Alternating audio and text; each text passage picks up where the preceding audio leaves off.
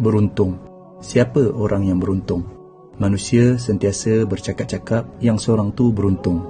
Dia ada rumah, dia ada kereta, dia ada kerja, dia ada pasangan yang cantik, dia ada anak-anak, dia ada jawatan, dia ada kawan-kawan yang hebat-hebat. Ni semuanya untung.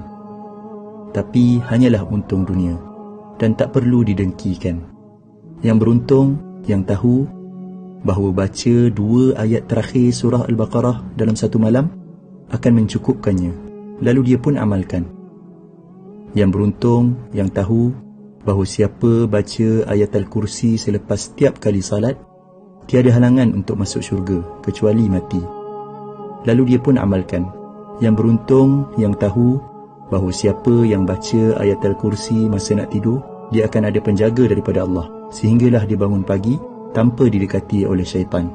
Yang beruntung, yang tahu bahawa baca surat Al-Ikhlas 3 kali menyamai pahala khatam Al-Quran Al-Karim, lalu dia pun amalkan.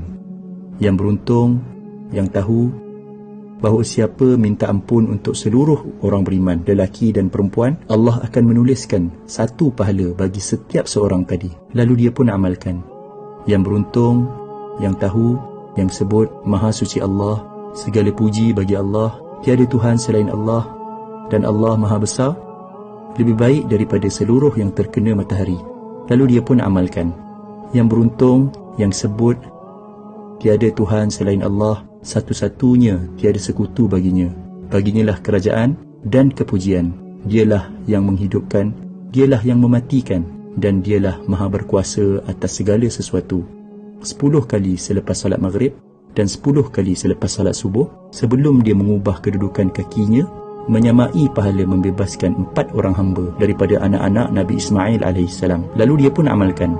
Yang beruntung, yang tahu, yang siapa yang sebut ketika mendengar azan, Ya Allah, Tuhan yang menguasai seruan azan yang sempurna ini dan salat yang didirikan, kurniakanlah kepada Muhammad kedudukan yang tinggi dan terpuji, dan bangkitkanlah dia di kedudukan yang terpuji yang telah engkau janjikan. Dia akan mendapat syafaat Nabi Muhammad sallallahu alaihi wasallam pada hari kiamat. Lalu dia pun amalkan.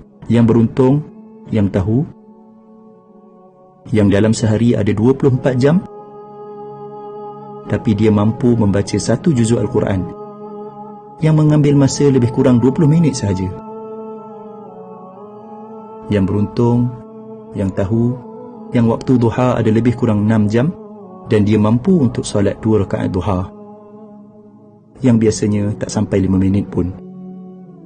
Yang beruntung, yang tahu, yang waktu malam ada hampir 11 jam dan dia mampu untuk salat witir 1 rakaat yang mungkin tak sampai 3 minit pun.